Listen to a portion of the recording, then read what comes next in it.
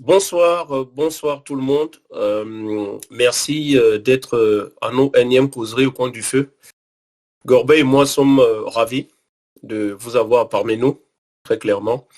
Nous espérons que vous avez naturellement passé de très très bonnes fêtes de Noël déjà. Et le nouvel an arrive d'ici la semaine prochaine. À l'heure actuelle, nous avons une audience de 58 personnes. C'est 59, on dépasse la soixantaine. C'est super. Déjà 3 mains levées pour nous questionner, pour se questionner, pour partager naturellement avec cette parole libre. Je rappelle simplement pour les assidus que la dynamique reste la même. Hein. Vous connaissez déjà. Et pour les nouveaux, c'est très simple chez nous. La parole est libre, je le rappelle. Vous partagez sur n'importe quel sujet qui vous tient à cœur. Vous pouvez aussi témoigner si vous le souhaitez. La seule exigence que nous avons, Gorbet et moi-même, c'est que tout ça se fasse dans le respect, la bienveillance et naturellement dans le constructif. Alors, désormais, je vous l'annonce, Gorbet sera co-animatrice de cette causerie, c'est-à-dire qu'on va se partager le temps c'est-à-dire que, par exemple, là, de 20h49 jusqu'à pendant 30 minutes, c'est moi qui vais animer et ensuite Gorbet prendra la main naturellement. Donc, ça fait une espèce de changement, d'évolution. Une voix d'homme, si je puis dire ça comme ça, et puis ensuite une voix de femme. En tout cas, c'est changeant et j'espère que vous allez apprécier. Voilà la petite surprise dont on parlait. Dont on n'a pas parlé, mais que je vous dis en direct. Voilà. Alors, je disais que pour les nouveaux, très simple, la parole est libre sur tout type de sujet. Il suffit juste pour la demander de cliquer sur l'espèce de main ouverte avec 3 tirets. Vous recevez un lien de moi-même ou de Gorbet. Vous cliquez sur le lien, c'est marqué invitation. Vous allez arriver sur l'espace dédié aux intervenants et ensuite on pourra vous accorder la prise de parole. Voilà.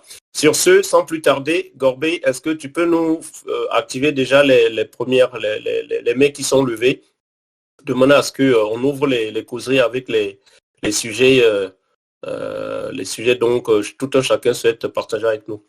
Voilà. J'attends juste que la main soit levée. Alors, la première main, c'est Fred Le. Désolé Fred, parce que j'arrive pas à lire le reste. Fred Le, Le roi. Parole. Bienvenue. Merci. Bonjour à tous. Bonsoir plutôt.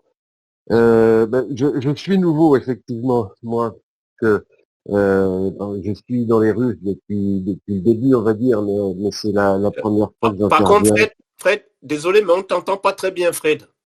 Ah, alors attendez, je ne sais pas. C'est un peu touffu, on entend de manière touffue ta voix. Désolé, hein, mais il fallait que je t'interpelle. Est-ce que ça va mieux là? Ah oui, c'est un chouïa mieux, on t'écoute. Bon, donc comme je disais, c'est la première fois que je monte en conférence. J'étais à l'écoute la semaine dernière et je voudrais rebondir sur la petite dame avocate destituée apparemment qui était intervenue en disant qu'elle avait peur de ce qui se passait aujourd'hui dans notre pays et en Europe d'ailleurs, ou je dirais même partout. Et elle a utilisé le terme de dictature.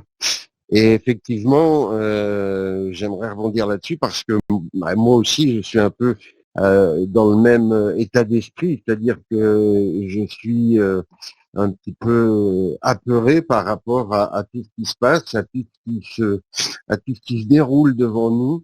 Alors bien sûr, le fait de faire des ruches, d'avoir des médias indépendants, on pourrait en parler, mais en tout cas, qu'il y ait une sorte de dissidence et une résistance ronronnante, on va dire, c'est bien.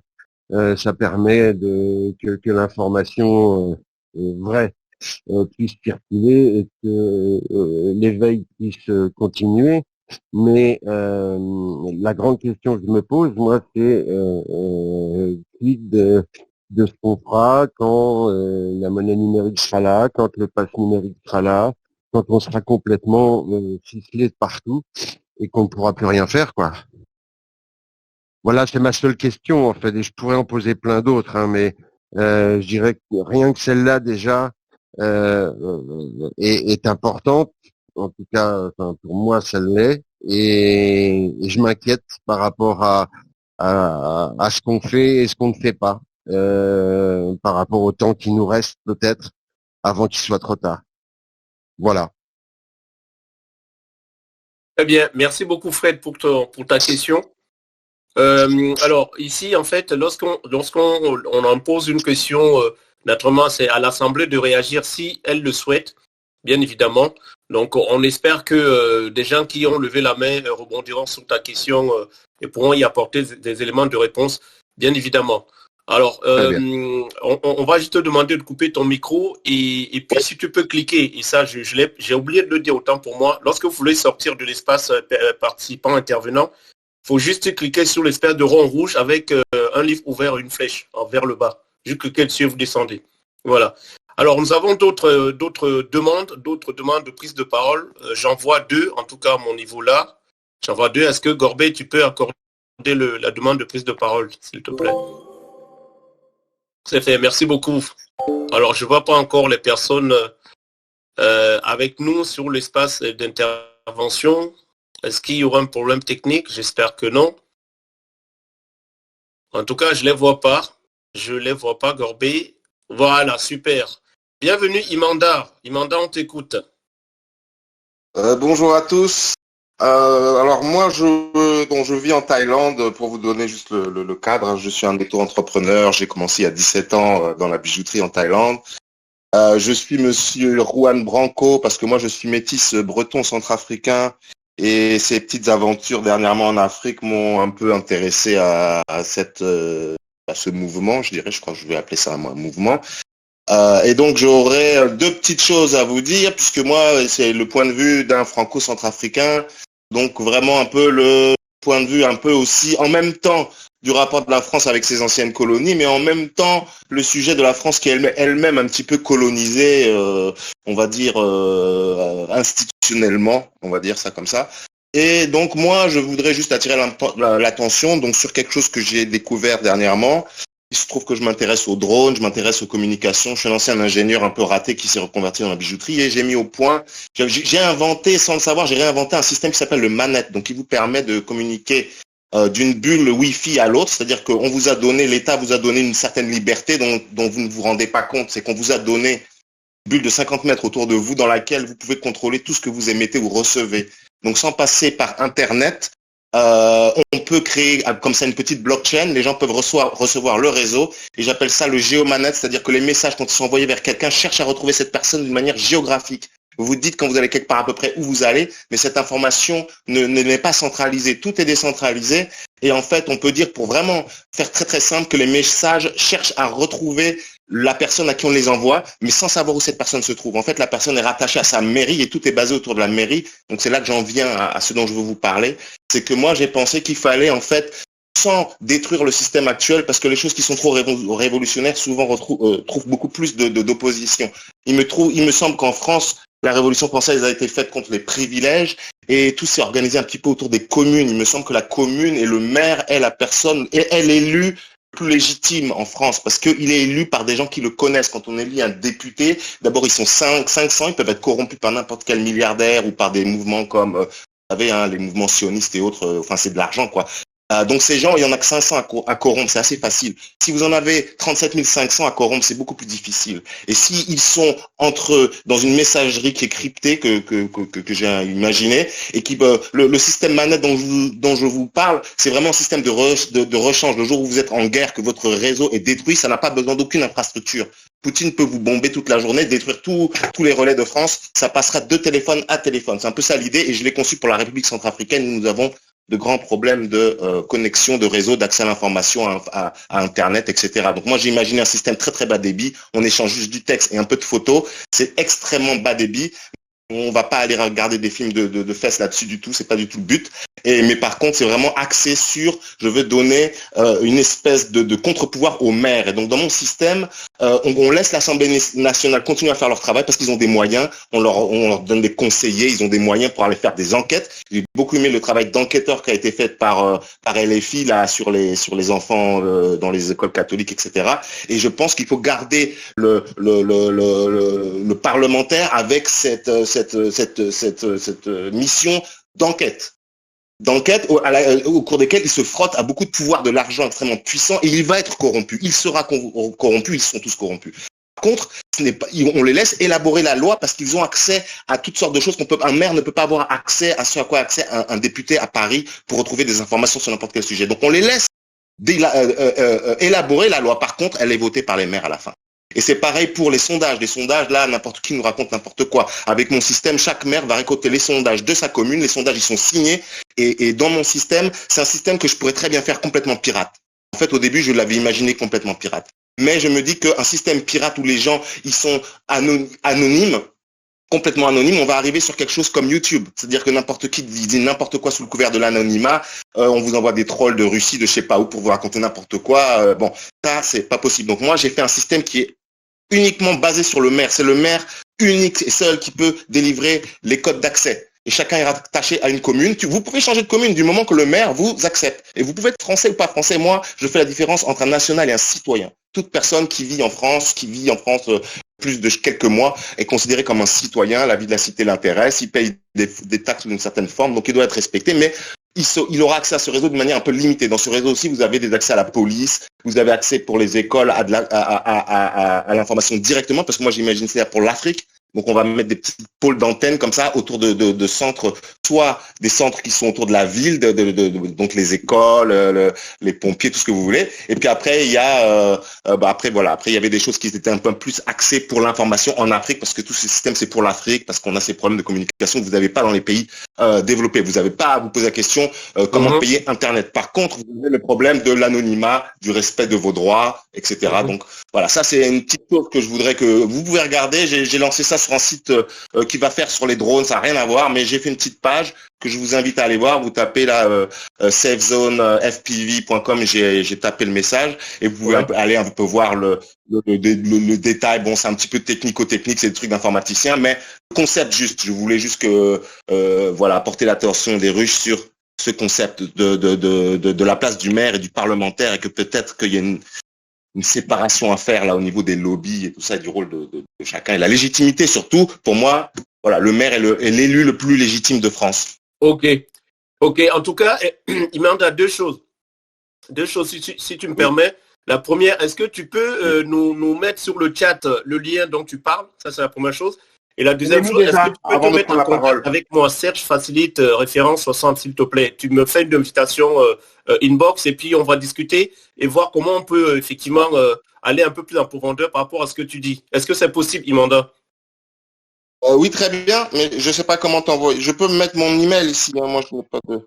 Je peux non, alors l'email, je pense qu'il vaut mieux que tu évites de mettre ton email comme ça sur enfin, je vais dire ça comme ça, tu n'as pas le public.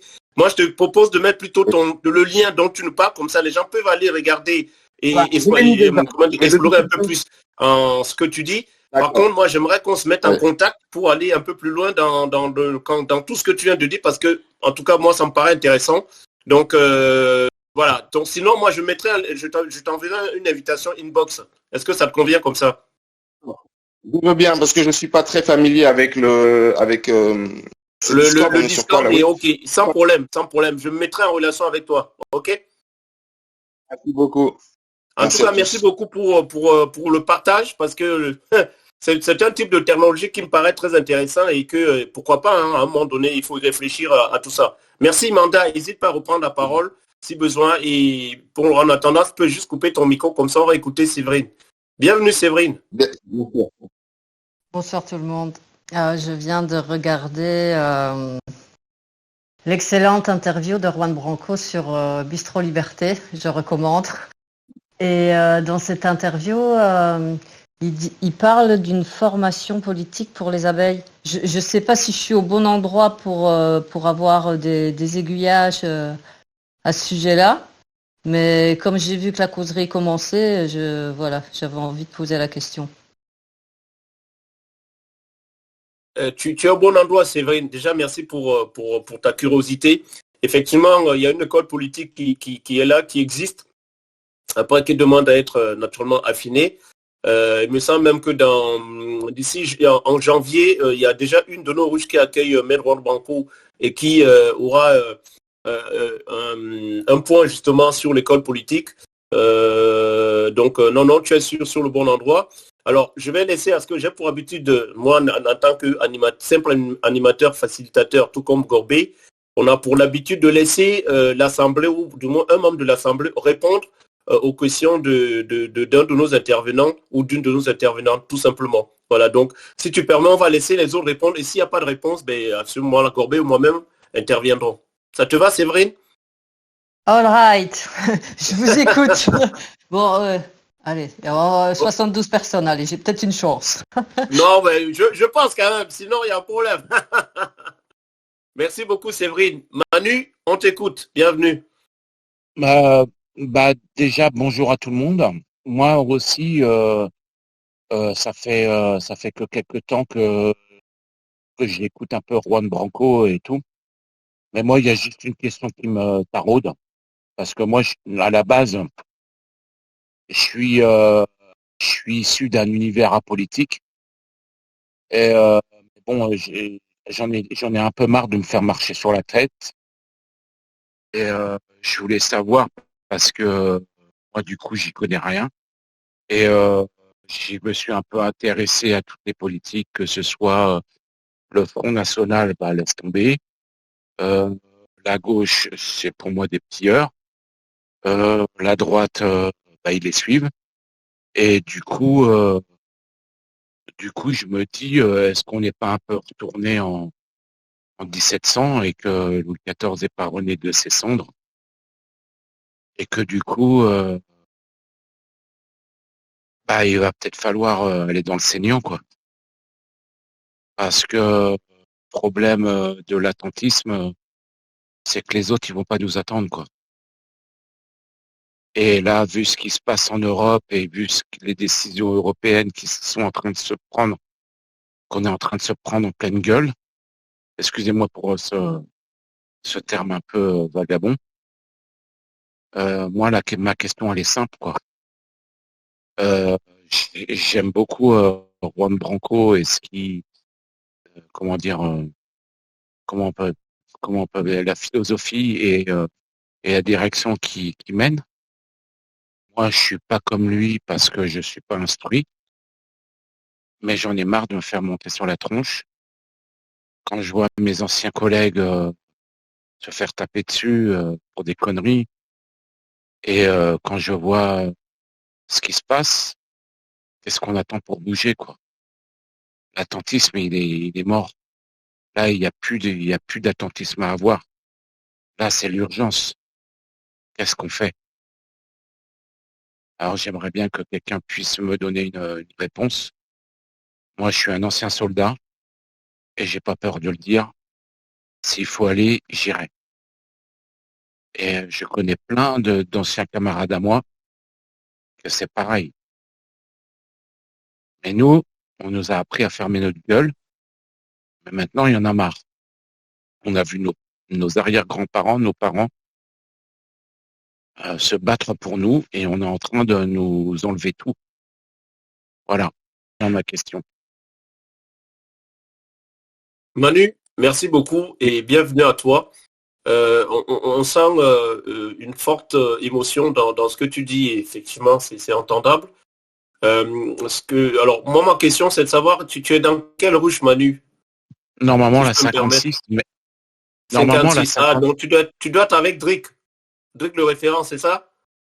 Je sais pas. J'ai fait un appel, mais Ouais. j'ai pas eu de réponse vraiment, à proprement dite. Ouais. Et donc voilà. Ok, ouais, alors le département 56, c'est la rue 56, donc le référent c'est Drick, qui est quelqu'un D'accord. de très bien, qui est quelqu'un de très bien. Ouais, non, mais tout le monde est très bien. Moi, il y a pas de souci. Moi, j'aime tout le Manu, monde. si tu permets juste de breton, réagir quoi. par rapport à ce que tu as dit, si tu veux une réponse. Voilà, merci beaucoup. Donc, ce que j'ai tendance à dire, comment? Il n'y a pas de souci. Je suis ouvert à tout, moi. Ok, très bien. Nous sommes tous ouverts à tout ici dans la causerie. Donc, ce que je te propose, Manu, c'est un peu comme Séverine a posé la question tout à l'heure. Je vais laisser voir si un des membres de l'audience va intervenir par rapport à ta question. Et si c'est pas le cas, Ouais. je réagirai dans tous les cas. D'accord, Manu? Ok, ça marche. Merci Je suis à beaucoup. l'écoute. En tout Yes, cas, un grand good, good. merci. Un grand Merci. merci à vous tous. Merci. Avec plaisir, Manu. Et ne reste surtout avec nous. Juste couper ton micro pour qu'on puisse écouter aussi Wef, Ouais, si il je n'y a, ou Wef. y a pas de souci. Merci. Wef, on t'écoute, bienvenue. Bonjour, vous m'entendez? Oui, 5 sur 5. Allô? Bon, super, bonjour à tous. C'est ma première connexion sur une ruche. Je suis un peu encore maladroit, vous m'en excuserez. Et je suis très sensible aux questions posées par Séverine et Manu, qui vont un peu dans le même sens, et sur la pertinence de l'intervention d'Imanda, qui, de mon point de vue, remet en perspective l'importance de nos décisions individuelles, locales. Ça peut passer par le maire comme il le propose, mais en fait, le constat que nous faisons peut-être les uns et les autres, c'est que derrière les dénonciations de toutes les chaînes qu'on connaît alternatives, que ce soit Toxin, que ce soit les uns et les autres, etc., on est en permanence dans le constat des choses qui ne vont pas. On a tous compris, on n'a plus besoin qu'on nous rapporte sans arrêt des exemples et puis en plus la réaction, elle est comme pour la presse, elle est immédiate. Il y a un problème avec l'Ukraine, on en parle, il y a un problème. Bon, c'est de l'émotion, mais c'est pas, à mon sens, quelque chose qui va nous permettre, comme se pose la question justement Manu, d'avoir une réaction individuelle là où on se trouve, dans nos foyers, dans nos campagnes, dans nos villes, même si dans les villes on peut être très isolé. Et donc la réflexion que je voulais apporter à notre réunion, c'est de se dire, mais une fois qu'on a fait les constats, une fois qu'on a dit qu'on était potentiellement des dissidents, qu'on souhaiterait rentrer en résistance, je trouve que les réactions qui ont été faites jusqu'à présent, et donc Juan Branco l'a bien expliqué concernant les Gilets jaunes, sans vouloir plagier, loin de là ma prétention, les Gilets jaunes ont été réprimés. C'est-à-dire que systématiquement, à partir du moment où on se regroupe et qu'on veut exprimer quelque chose qui va dans le bon sens, de la bienveillance, de mettre l'individu au centre de toutes les préoccupations, l'individu dans ses différences et dans ses particularités, eh bien, on est réprimé. Donc, moi, j'avais une idée, peut-être saugrenue, mais c'est de dire que dans un premier temps, la première action à mener, et j'essaye tant que bien se faire se peut, c'est d'avoir une action au quotidien, dans mon entourage et dans ma vision, je dirais, de ce qui se passe autour de moi, d'avoir déjà une action politique. Même si Manu est apolitique, on fait de la politique, Manu. Et donc, c'est-à-dire que dans notre quotidien, savoir se taire au moment où il faut se taire, savoir parler sans prendre plus de risques qu'on est capable d'en assumer, mais d'avoir déjà cette première démarche, une transformation de l'action, à savoir que on n'est plus dans la critique, on n'est plus dans le constat. Parce que ça, on a tous compris qu'on est manipulé, qu'on est bon. On va pas revenir là-dessus.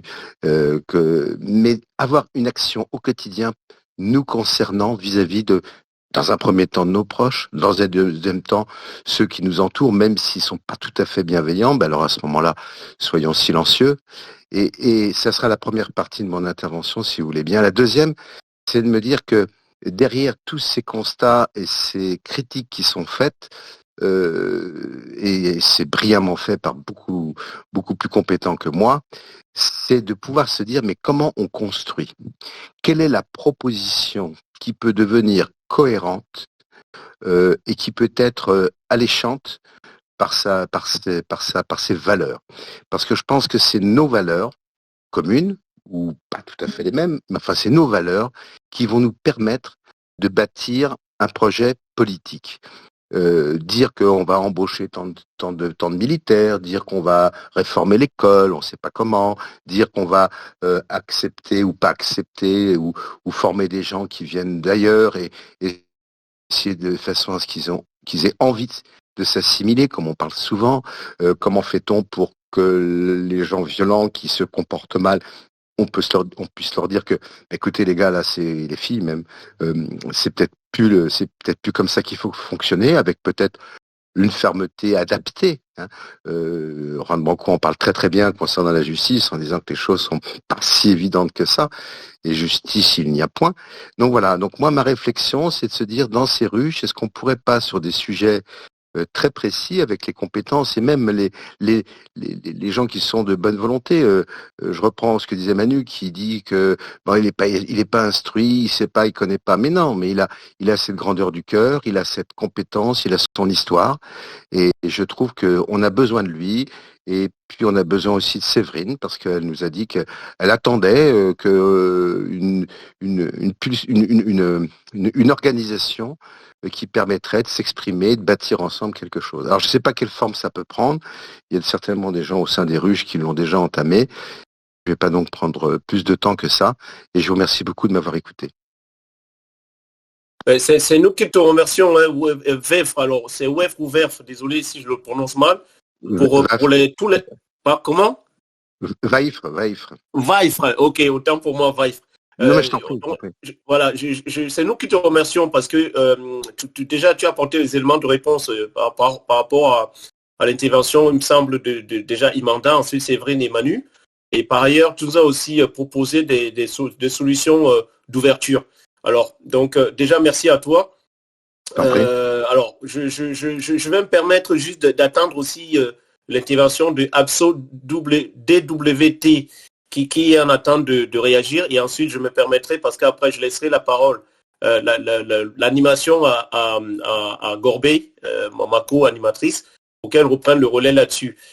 Abso, on t'écoute. Bienvenue. Merci encore, Wèvre.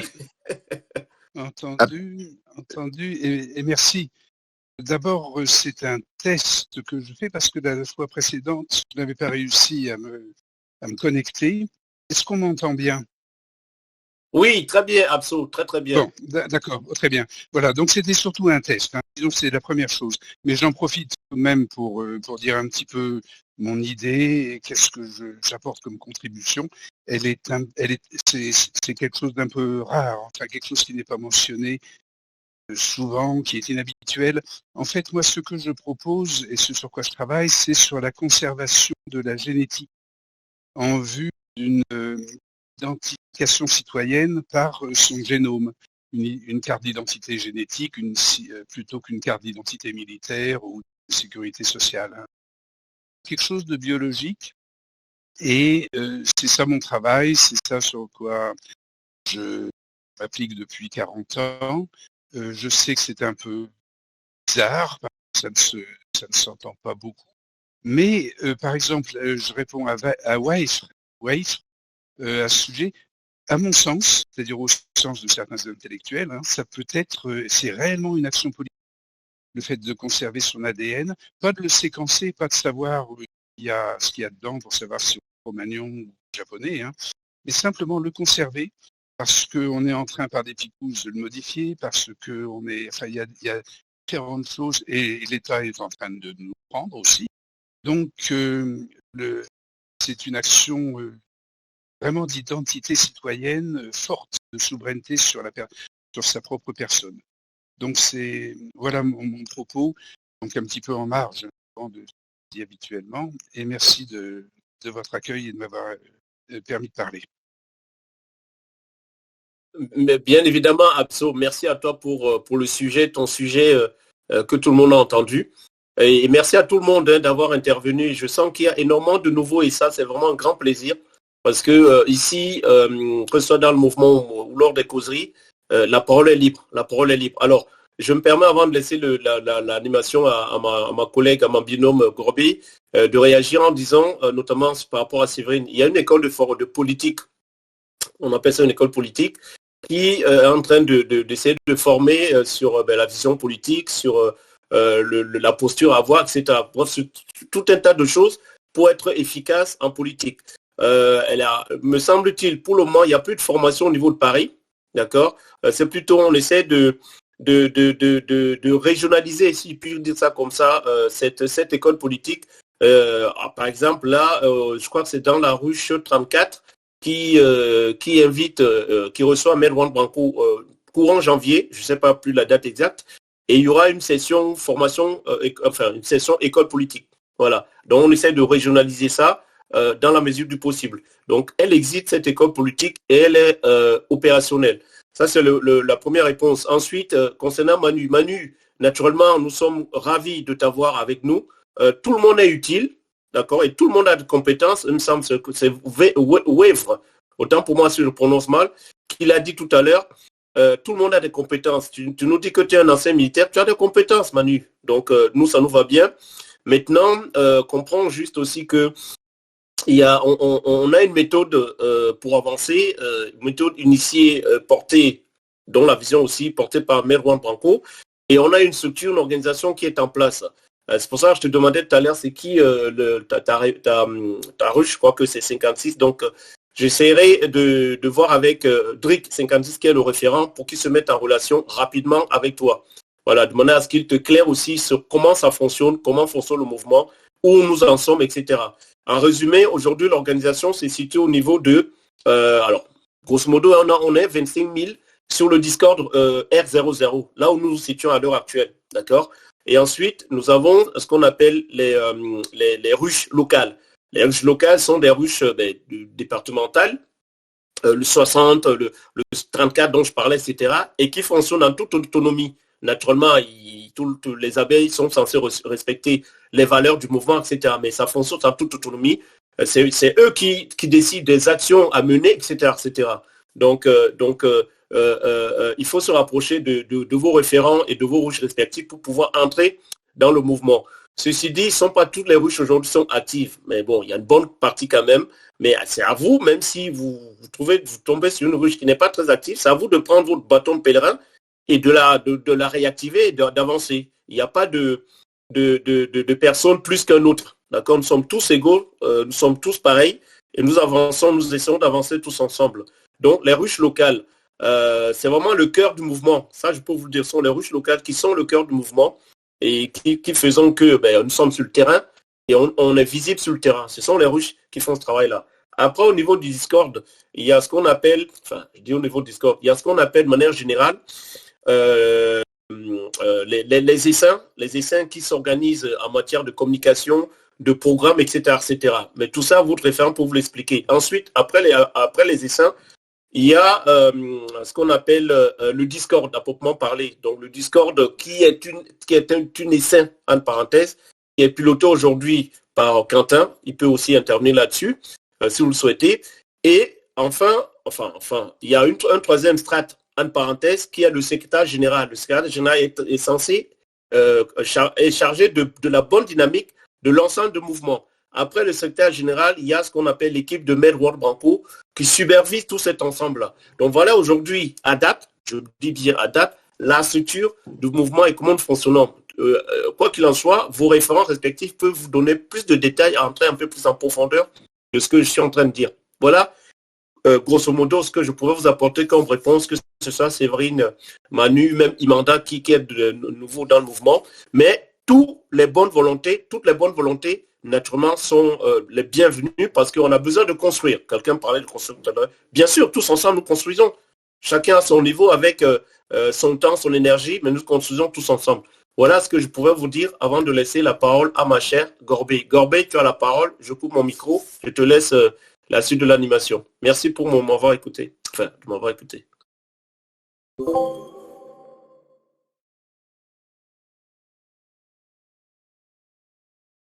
Oui, merci. Bonsoir à toutes et à tous. J'ai entendu avec attention les premiers intervenants et même si souvent c'est des questions d'inquiétude liées à soi ou son environnement, j'avais plutôt un débat à ouvrir avec la communauté. On a pu entendre Juan Branco sur différents plateaux revendiquer assez clairement que la prise, le changement politique se ferait par les urnes et que si ça n'arrivait pas, que ça se ferait certainement dans la colère et peut-être des étapes supérieures. Maintenant, ma question ouverte sur laquelle j'aimerais la réponse des uns et des autres, c'est de se dire est-ce que avec ce qui s'est passé durant les Gilets jaunes, etc., est-ce qu'un mouvement qui n'arrive pas à se faire entendre par la voix a des chances d'y arriver avec les actes? C'est une question ouverte.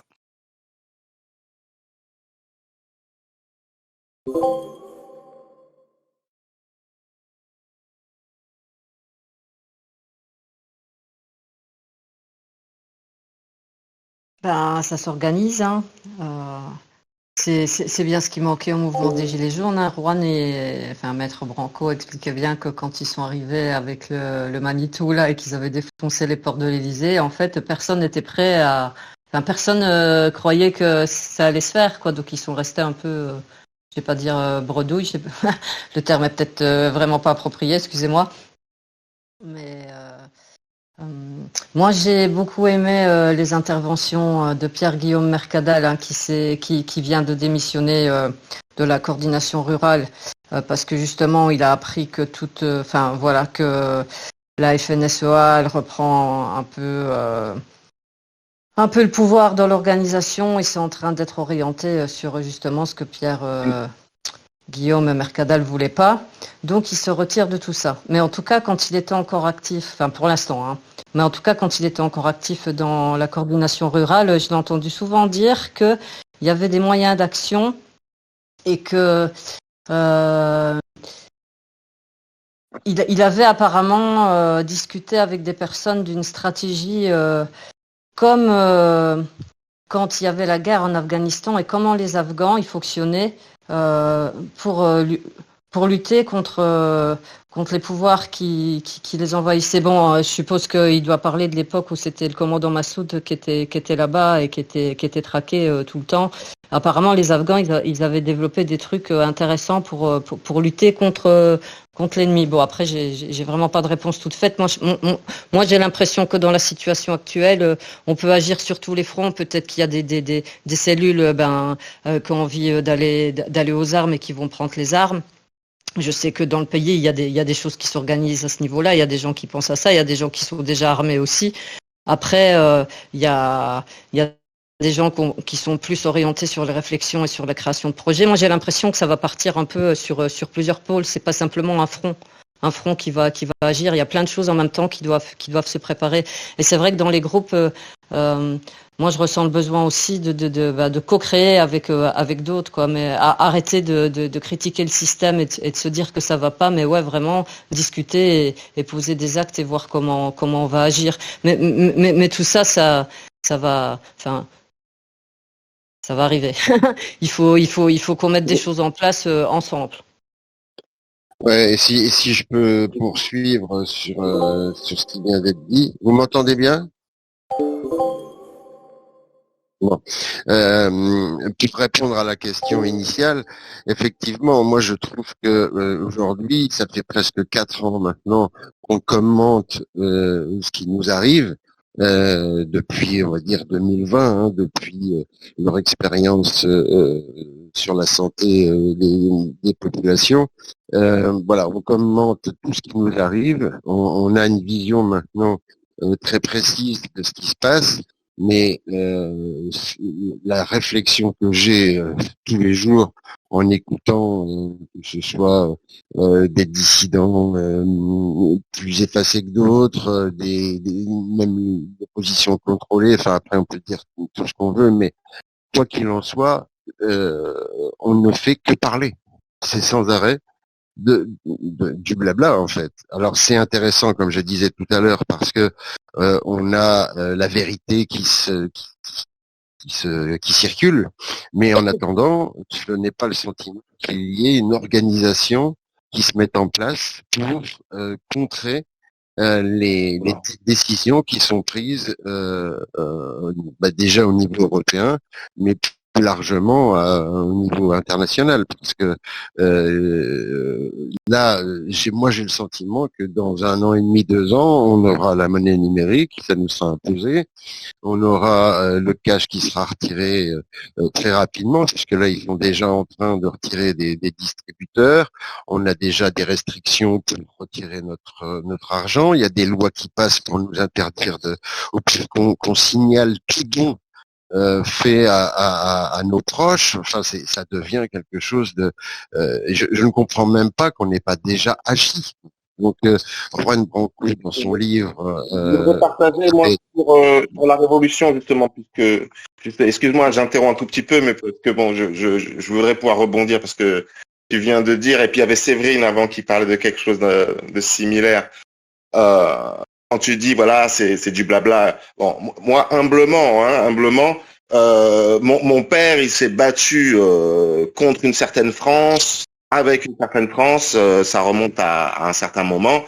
Il a fait tomber un général d'armée, enfin un colonel français, le colonel Mention, qui donnait ses ordres au général Kolimba, qui était un général centrafricain. Et puis, bon, bah, c'est un peu comme dans toutes les colonies françaises, hein, vous avez l'Élysée qui fait des bêtises parce que vous avez le grand chef avec des conseillers un peu plus, là c'était les Guéants et compagnie à l'époque. Bon, ils tuent des gens, ils font un peu du n'importe quoi. Hein. C'est des gens avec beaucoup de pouvoir. Quelquefois, ils savent pas trop ce qu'ils font. Donc, moi, je voudrais pas. Je veux dire, j'ai vécu ça. Mon père a été le leader du mouvement. Il a fait tomber le général Kolimba. Il a été le premier ministre après avoir fait dégager un militaire qui était maintenu en place par la France. Donc, vous voyez ma position. Moi, mon père, il était au Parti socialiste, marié avec une Française. Donc, lui, c'est un Centrafricain. Et on se retrouve comme ça, où on est à table, on a même mon voisin. J'étais à l'école avec le fils de mon voisin. Son papa a mis mon papa en prison parce que mon père avait osé tenir des discussions politiques. Donc tout ça, on a vécu ça. Nous, dans la famille, on a vécu la résistance, la prison politique. C'était pas Mandela, mon père, mais c'était pas très loin. Donc, d'ailleurs, il est décédé dans des circonstances bizarres. Moi, je voudrais vous parler de comment vous faites la révolution. Vous avez besoin, contrairement à ce que certains pensent, vous pouvez pas y aller avec la force, parce que la force, ils l'ont. Et si jamais, et ils ont les médias. Tout ce qu'ils ont à faire, c'est de vous désigner comme des sauvages et ils vont vous exterminer. Donc, c'est pour ça que moi, pardon? Il faut y aller avec la ruse. Comme Juan il faut y aller avec la ruse. Et surtout, à la base, c'est l'information. C'est le système d'information par lequel vous devez commencer. Parce qu'on est dans un monde de perversion. Et si vous n'arrivez pas... On a tous les moyens de pouvoir agir et de pouvoir agir avec l'information. Le système de Yemanda qui était proposé tout à l'heure est très intéressant.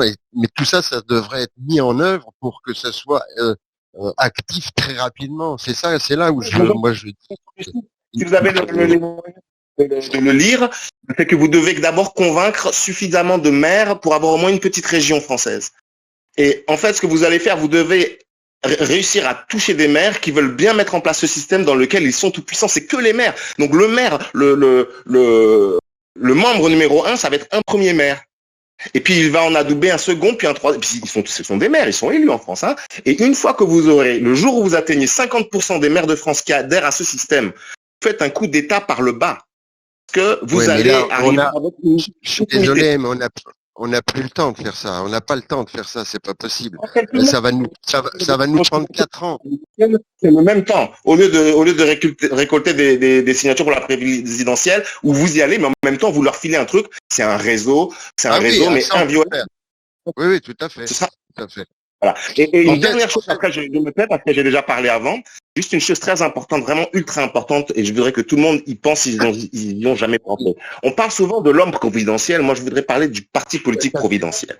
Si demain le RN passe, qui là-dedans est capable d'aller aux affaires étrangères? Personne. Et de la même manière, si vous prenez maintenant à fond de gauche, moi je veux même vous prendre les écologistes. Si vous parlez d'écologistes, ils connaissent rien. Quand ils sont contre le nucléaire, ils connaissent pas les vrais risques, ils connaissent pas l'écologie. Et vous avez des gugus qui connaissent rien en sciences qui vous font de l'écologie, ce n'est pas possible. Donc moi je voudrais vous dire, aucun parti politique n'a toutes les solutions. Et je ne comprends pas pourquoi on ne vote pas par thème. On fait des bouquets, finance, truc machin, transport.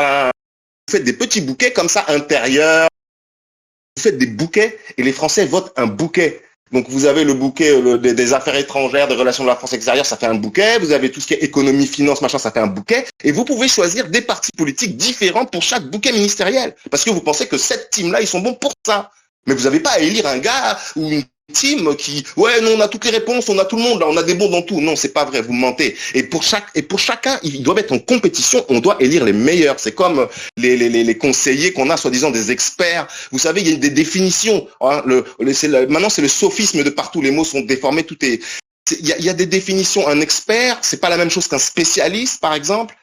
Un expert auprès d'un ministre ou d'un député, ça peut pas être un copain. C'est pas la République bananière. Ça doit être un gars qui est adoubé par ses pairs. La personne qui en parle le mieux, c'est Jean Covici. Le mec, il a déjà sorti 2-3 papiers avec des comités de lecture. Il est approuvé par des grands professeurs des universités françaises, des chefs d'académie ou autres. Et ce gars-là, ils vont pas le voter, mais ils vont au moins l'adouber. C'est-à-dire que les gens qui peuvent accéder à ces postes-là de conseillers ne peuvent pas sortir de nulle part. Parce que déjà, un député, c'est un gars qui a été voté pour sa bonne gueule. Il a aucune compétence. Si en plus, les conseillers ne connaissent rien non plus, c'est des copains, c'est pas possible. Donc, moi, c'est ça, mon problème, voilà.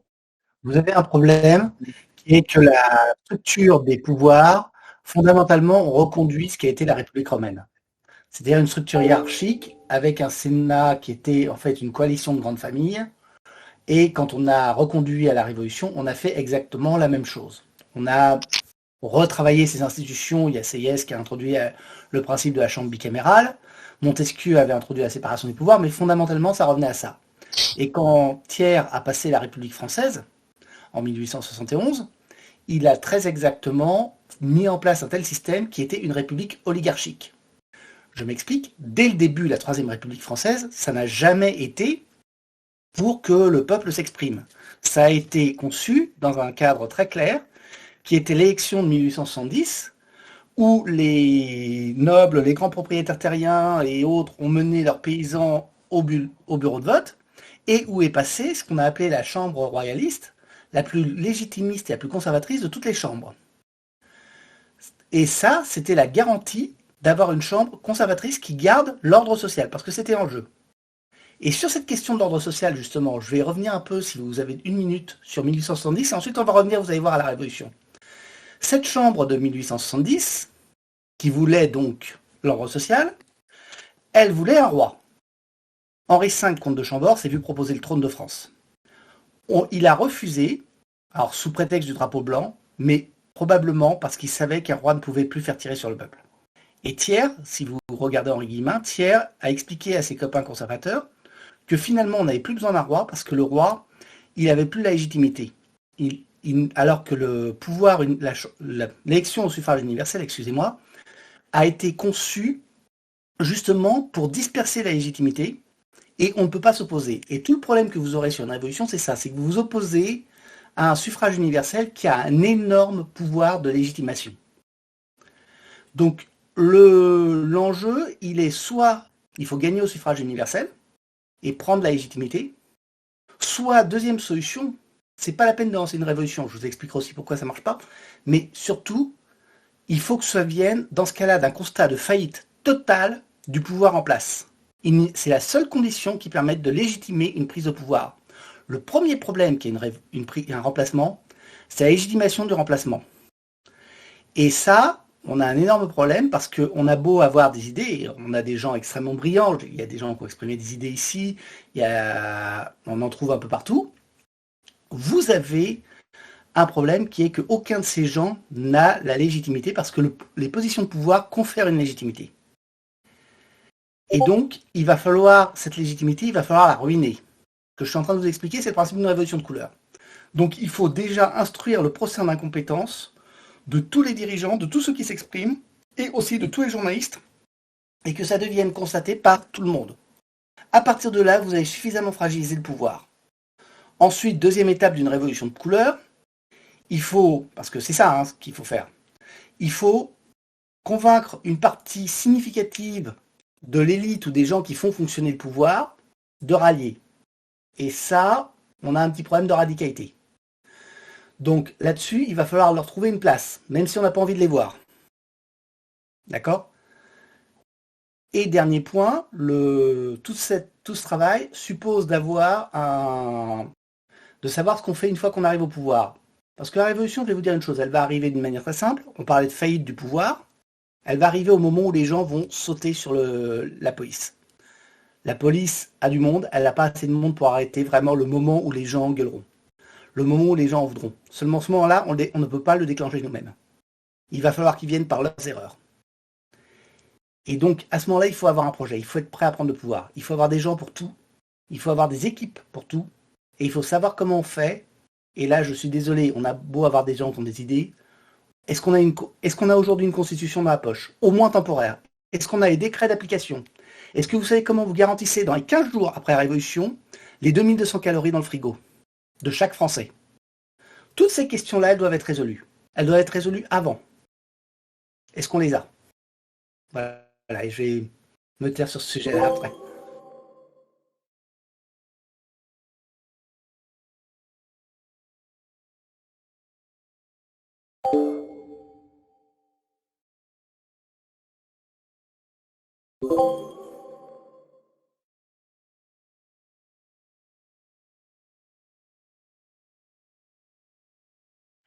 Oui, moi je vais faire vite, mais c'était juste une petite remarque pour aider un peu Gorbet, pardon, Gorbet et Serge, de bien vous demander d'attendre que Gorbet ou Serge vous donnent la parole pour essayer de ne pas vous couper la parole parce que c'était un peu inaudible, on va dire, au début. Donc, de bien attendre que soit Gorbet, soit Serge vous donne la parole. Et je vous remets un petit message si ça peut être utile pour s'engager dans le mouvement. Il y a plusieurs méthodes, on va dire, bon, qui existent. Et voilà, c'était rapide.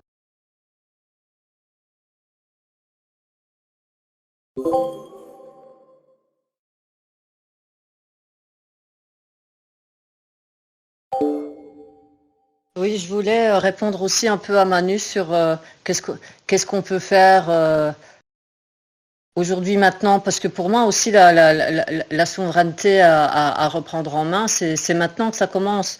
Après, ou avant, plutôt de dire ce que je voulais dire à Manu, je remercie la personne qui vient d'intervenir et qui a donné des idées sur comment est-ce qu'on peut se préparer pour accueillir peut-être un état de crise, etc. Je pense que dans les discussions qui sont en cours entre les différentes ruches, c'est en cours. Enfin, moi, je trouve qu'il y a une bonne créativité, une bonne cohésion. Des fois, c'est vrai qu'il y a des trucs qui sont un peu tirés en longueur, surtout quand on fait le constat de la société actuelle, du manque justement d'initiatives citoyennes. Mais ici, ce qui est génial, c'est qu'on a la possibilité vraiment d'interagir et de co-créer ensemble toute une base avec plein de gens qui interviennent et qui disent plein de trucs super intéressants. Donc, je suis ravie d'être là. Et ce que je voulais dire à Manu, c'est que moi, en fait, ça fait des années que je résiste individuellement déjà au pouvoir économique qui cherche à nous bouffer, donc aux multinationales. J'essaie vraiment le moins possible de donner mon argent aux multinationales. Après, évidemment, j'ai une voiture et voilà. Mais sinon, par rapport à l'alimentation, moi, j'ai fui les supermarchés il y a déjà longtemps. Après, des fois, il y a des produits locaux aussi dans les supermarchés, mais je favorise le local. Et ça, c'est un grand pouvoir que chaque citoyen il a de favoriser en fait ce qui est produit juste à côté de chez lui. Donc, c'est des actions quotidiennes, c'est des petites actions aussi dans la vie quotidienne qui peuvent vraiment faire la différence et peut-être renverser les pouvoirs qui sont en place. Mais on voit bien qu'il y a une inertie générale ou un fatalisme ambiant ou un je m'en foutisme aussi ambiant qui fait que c'est difficile d'accéder à des résultats, quoi. Voilà. Donc là, il y a pas de réponse toute faite. Là, qu'est-ce qui va se passer? Est-ce qu'il faut qu'on aille encore plus loin et que vraiment il y a encore plus de misère sociale qui s'installe? Je sais pas qu'est-ce qu'il faudra vraiment au peuple pour changer la donne. Voilà.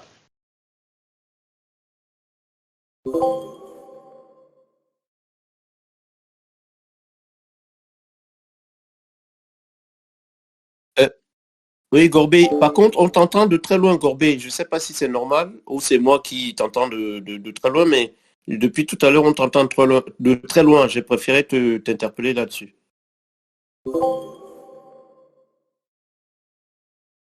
Ah, là, c'est mieux. Merci beaucoup. Alors, tu me dis quand je peux poursuivre parce que il est 21h42. Je ne sais pas s'il y a d'autres interventions, mais je te laisse poursuivre. S'il n'y a pas d'autres interventions, est-ce que je peux intervenir, moi? Tu me laisses la parole? Merci beaucoup. Alors, tout à l'heure, j'ai entendu effectivement que c'est bien de faire la critique, mais c'est encore mieux d'être dans l'action. Je rappelle juste que, en tout cas pour les nouveaux qui sont là, nous avons besoin de bonne volonté dans différentes structures, entre parenthèses, qui sont là. J'entends par là, on a notamment, il y a Goudol qui est intervenu tout à l'heure, qui est dans les seins Discord. On a besoin de bonne volonté dans ces dessins-là, pardon. Il y a d'autres dessins, notamment communication, programme, etc. Nous avons besoin de bonne volonté. Ça, c'est au niveau du mouvement proprement parlé. Après, il y a aussi les ruches locales où il y a des réunions, il y a des actions. On aime bien qu'on soit dans le sujet d'échange, etc. Mais c'est encore mieux d'être dans l'action. Quelqu'un parlait de qu'est-ce qu'on fait? Eh bien, on fait des actions.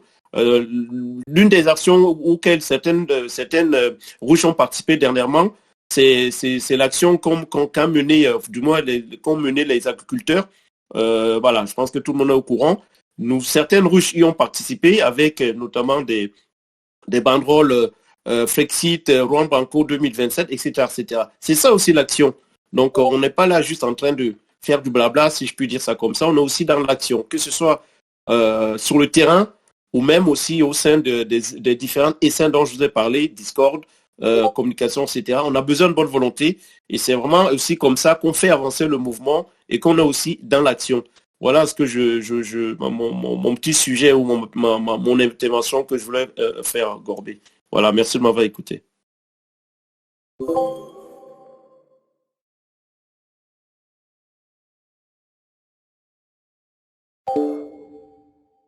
Allô?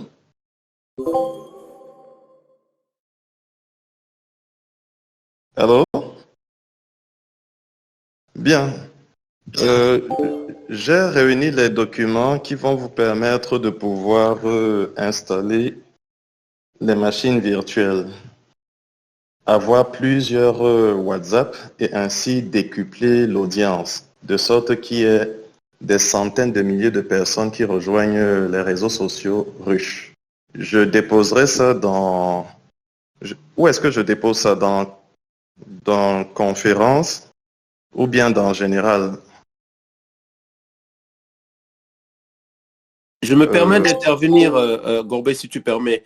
Ucompo, oui. Je t'invite à te mettre en relation inbox avec moi et on va regarder ça ensemble. Ok. Ok. Tu sais comment faire une demande d'invitation? Où ça? Bon, c'est pas grave. Moi, je vais te faire une demande d'invitation. Ensuite, tu acceptes, c'est Serge Facilite, tu acceptes. Et comme ça, on pourra échanger plus en profondeur, un peu comme avec... alors, j'oublie c'est Imana, il me semble, tout à l'heure. Ok? Oui, le problème, c'est que comment est-ce que tu vas faire pour que tout le monde, lorsque c'est OK, tout le ça, monde... on va en parler, toi et moi. Ah, parce que là, il y a 71 personnes. Moi, je me disais que voilà. En tout cas, j'ai compris pourquoi est-ce que tu dis ça. Voilà, donc, exactement. Merci pour la sensibilité de compréhension. Ok. Ceci étant, tu peux aussi, attention, tu peux aussi effectivement mettre sur le chat, parce qu'on a un chat là, ce dont tu parles, ça me dérange aucunement. Tu peux aussi le mettre. Je te dis juste, enverrai une invitation pour qu'on approfondisse un peu avec, comme Imana tout à l'heure, si je prononce bien son nom, tout simplement. Ok? Oui. J'ai tout voilà, les liens. N'hésite pas, tu peux mettre aussi sur le chat, ça ne nous dérange pas. Ah bon? Ok. Voilà. Gorbet, je te repasse la main. Je voulais juste intervenir par rapport à Ucompost. Parce que je n'arrive pas à lire le reste. Merci beaucoup.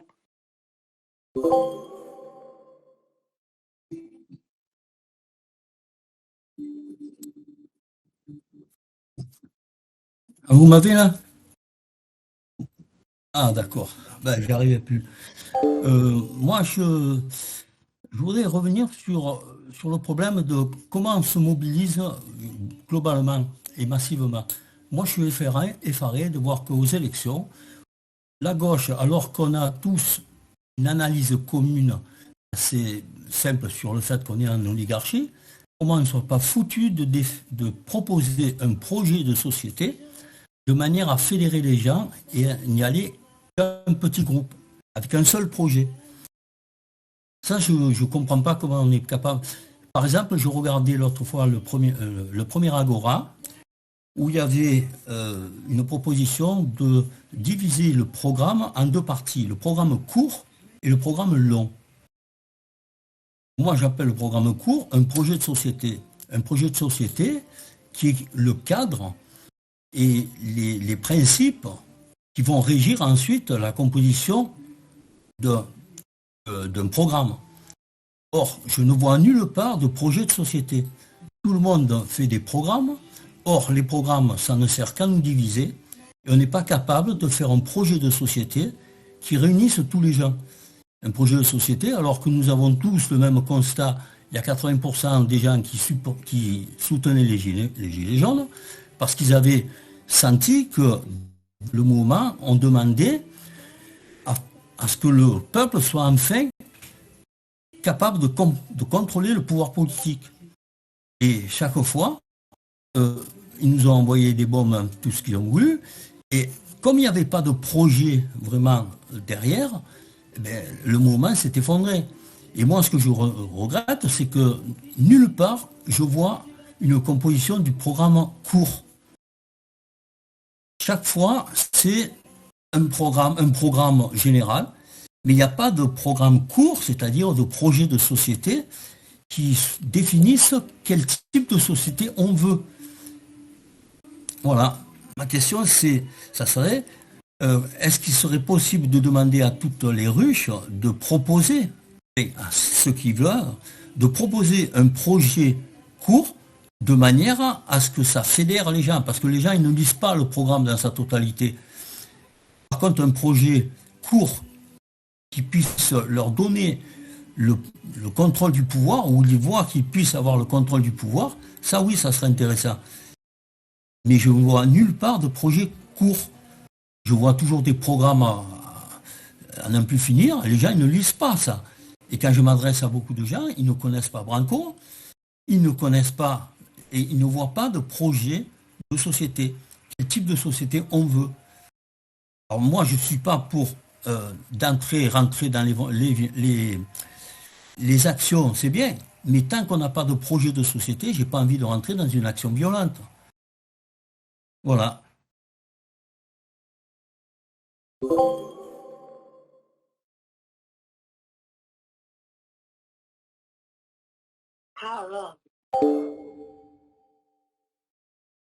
Merci beaucoup. Je vais essayer de répondre sur, malheureusement, par un constat un peu d'échec.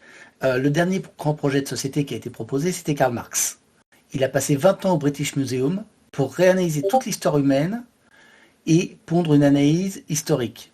Sur cette base d'analyse historique, il a inventé le communisme et, je suis désolé de le dire, il n'avait pas sorti le Capital depuis 5 minutes, qu'il y avait déjà Bakounine qui le mettait en pièces. Et pour le coup, Bakounine avait tout à fait anticipé ce qui allait se passer en Union soviétique avec le stalinisme. Donc, un projet de société, c'est quelque chose qui réclame une analyse historique extrêmement lourde, extrêmement complexe, qu'aujourd'hui on n'a pas le temps de faire. Malheureusement, le problème, c'est que le projet de société qui est en place, les mondialistes l'ont mis en place, et ça va au-delà de l'oligarchie, c'est pas uniquement l'oligarchie, c'est le remplacement de la lutte des classes par des luttes intersectionnelles qui permettent d'établir une solidarité de classe. Je m'explique. Le féminisme vous fait croire, je suis désolé mesdames, je fais là-dessus, mais je peux vous le faire avec le LGBTisme, avec tout ce qu'ils appliquent, que la bourgeoise qui emploie sa femme de ménage est la sœur de la femme de ménage. Bon, vous voyez à quel niveau de négation de la lutte des classes on en est. Et c'est très exactement là-dessus qu'ils ont réussi à passer quelque chose d'extrêmement puissant sur lequel on n'a pas de remplacement. Et c'est quelque chose qui va beaucoup plus loin qu'une gestion de quelques leviers, de quelques robinets. C'est quelque chose qui va réclamer de vraiment réanalyser l'histoire avec une difficulté. C'est Jean-Frédéric Poisson qui disait la gauche, elle est convaincue d'être dans le sens du progrès. Et donc quand ils se réunissent pour savoir où ils en sont de l'évolution du progrès. Malheureusement, il va falloir redéfinir le terme de progrès. Et ça va être très compliqué. Je suis désolé si je déçois un peu tout le monde, Mais ça, il y a un vrai travail à faire et c'est un travail qui va dépasser le cadre de la politique. Voilà. En tout cas, c'était l'analyse que j'en fais.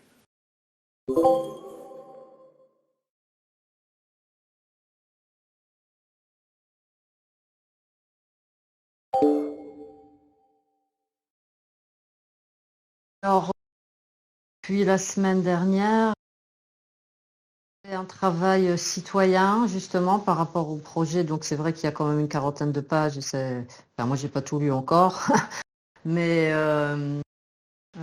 il y a tellement de choses à faire. Il y a tellement de choses à faire.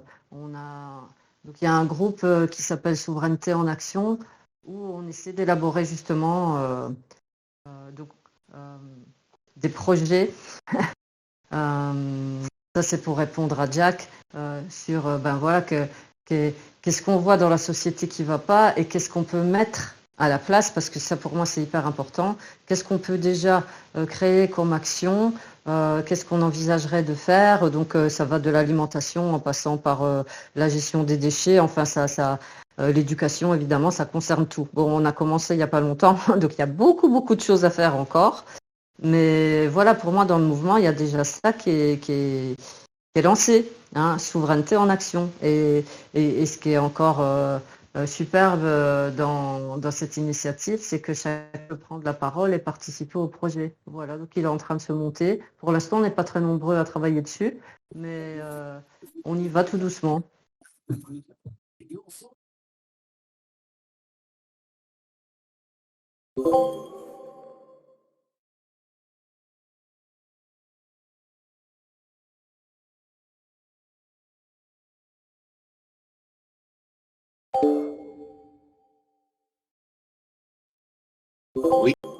Oui, c'est encore moi. Je suis en train de tout vous écouter et en analysant un petit peu ce qui est dit à droite et à gauche, euh, bah, je- moi je me suis un peu instruit moi-même parce que j'étais pas trop bon à l'école, mais l'idée de la Constitution était quelque chose qui était pour tout le monde, que ce soit pour tous les pays, quelque chose qui devait passer et transmettre des valeurs et comment dire les bases de la vie en communauté. Et là, moi, ce que je suis en train de m'apercevoir, c'est que, en fin de compte, en réfléchissant sur ça, on réfléchit trop, quoi. La base des bases, c'est qu'il faut se battre pour que plus personne n'ait le pouvoir sur personne. Il faut que ce soit la masse qui soit le pouvoir et non une personne qui est une ou plusieurs personnes, comme on sait très bien que pendant la Révolution, on s'est tous fait, excusez-moi, je vais être un peu vulgaire, niquer par la petite bourgeoisie qui a voulu prendre le pouvoir sur le reste. Et cette petite bourgeoisie, on la retrouve dans nos hommes politiques qui se servent allègrement dans nos caisses et qui sont en train de nous faire passer, nous, les gueux, euh, pour des mal instruits. Alors, est-ce que ce serait pas de refaire une constitution claire, nette, simple, pêche, tout retour vers une espèce de d'autocratie communautaire, puisqu'on peut appeler ça comme ça, hein. C'est des gens qui se font le pouvoir entre eux. Et là, on le voit avec l'ENA, avec les grosses, euh, les grosses institutions qui nous ont fait, qui ont fait nos dirigeants, parce qu'il faut pas, il faut rappeler que durant la France-Afrique, qui c'est qui instruisait dictateurs africains, bah, c'est l'ENA, Saint-Cyr-Quetidon, euh, bah, toutes ces écoles polytechniques et tout ça. Il faut que ce soit purgé. Il n'y a aucun truc. Il faut que, quand on dit une, une république, c'est une république, il faut pas, il faut pas laisser la moindre espace vital à quelqu'un qui veut prendre le pouvoir et qui veut essorer les gens. Il y en a marre qu'on crève la dalle. Il faut pas que ce soit du socialisme parce que le socialisme a créé le communisme et on s'est vu que ça s'est cassé la gueule parce qu'il y en a toujours un pour monter sur l'autre. Parce que c'est ça la vraie réalité des choses. C'est qu'il y a toujours un groupe qui veut monter sur les autres. Et là, il faut pas laisser la moindre espace. Il faut que les gens soient libres, égaux, comme toutes les philosophies simples et claires. Je pense que c'est ça la vraie vérité vraie, elle est là. C'est pas je pense que il faut remettre tout ça à plat et faire un texte qui interdise que la France soit dirigée par des gens qui veulent le pouvoir pour eux-mêmes ou pour un groupe de personnes. Moi, je pense que c'est ça. La vraie chose, elle est là. Il faut clarifier les choses et faire comme à la base des bases, nos anciens qui ont créé la Constitution française, qui a dû forcément être détournée pendant ces premières années, puisque après on est revenu au roi. Enfin bref, ça a été un peu le bordel. Il n'y a qu'un seul homme qui nous l'a fait, qui nous l'a essayé de nous le représenter. C'est un militaire. Il s'appelait De Gaulle. Et je pense que c'est ça qu'il faut, c'est remettre tout à plat. Il faut interdire les politiques qui veulent mettre les gens corrompus au pouvoir. C'est fini. Et je suis désolé, mais il faut un guerrier en place qui remette tout à plat. Et que ce soit Juan Branco, ça serait bien. Mais il faut remettre tout à plat. Il faut interdire un millimètre carré de possibilité aux gens de revenir sur ça, quoi. Je ne sais pas ce que vous en pensez, mais je pense que c'est ça. Faut arrêter de tergiverser, c'est ça. Point barre. Laisser la liberté aux gens d'être ce qu'ils ont envie d'être, sans empêcher les autres, sans les empêcher de vivre. Et voilà.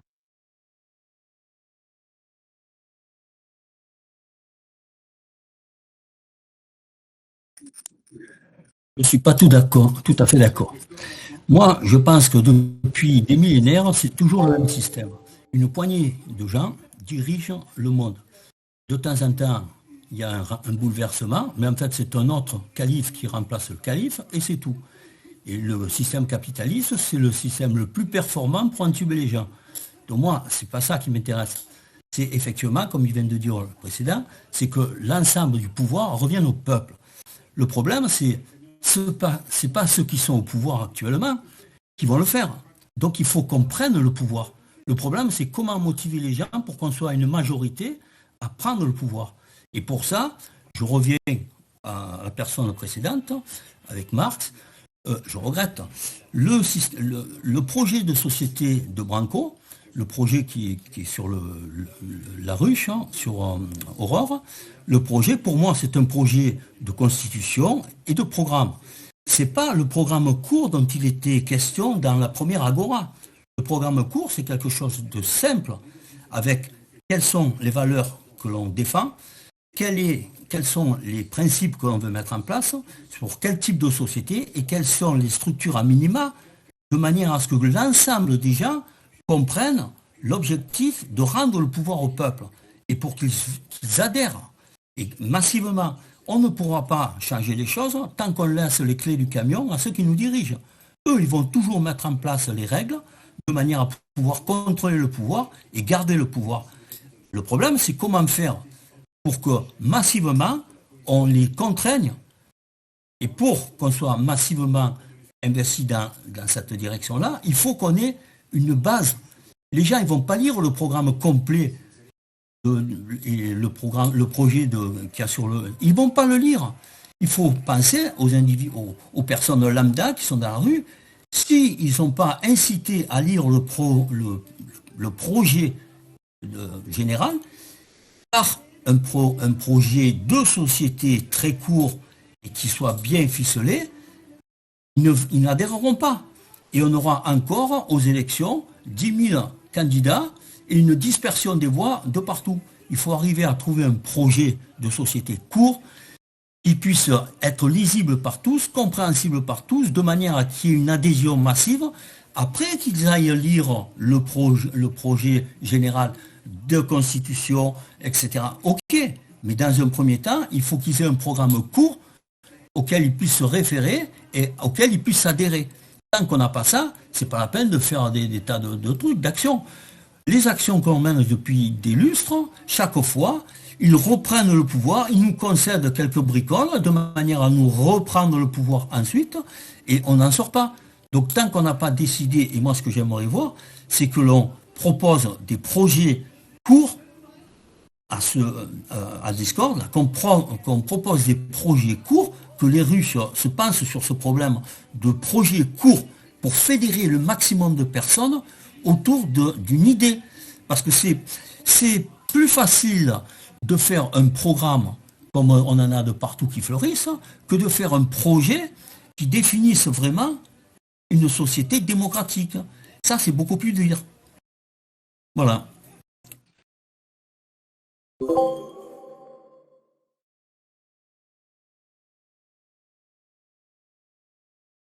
Oui, merci pour me donner la parole. Eh bien, je répondrai de façon courte, hein, pour terminer comme ça. Et de mon point de vue, alors on parle d'un projet politique, non d'un projet de société, et Rémi disait qu'il nous venait de Karl Marx, enfin que c'était le dernier en date. Donc il faut, je précise, j'affirme, je soutiens pas bien, hein, il s'agit de la révolution de 1968. Et ce que en 1968 on a réalisé, c'était que nous étions sous la menace de ce qu'on a appelé un biopouvoir. C'est Michel Foucault qui a théorisé ça. C'est pas du tout un pouvoir du capital, c'est un pouvoir sur notre biologie nous-mêmes.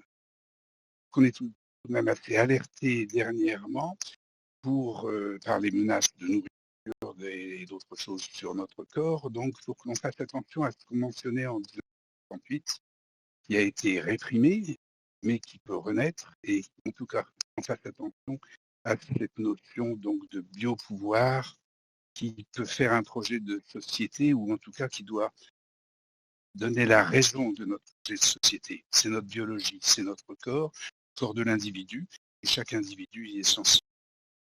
Voilà, je voulais terminer. Merci.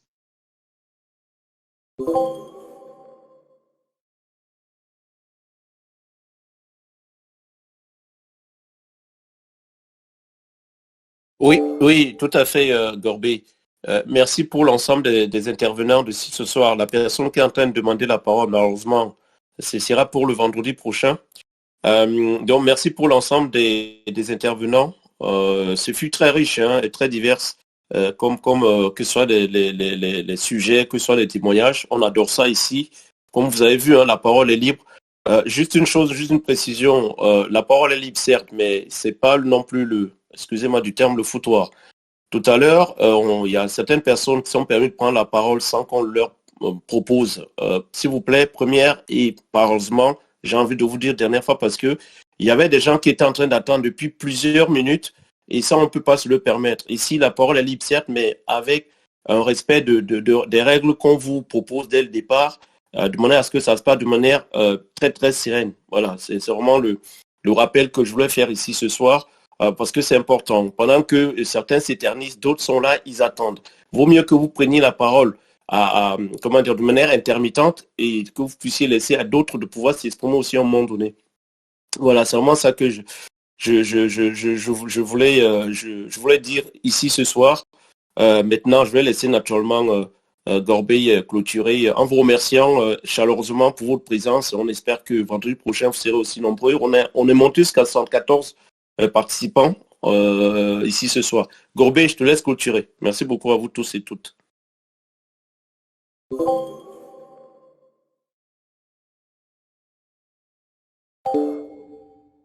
Ah, ciao.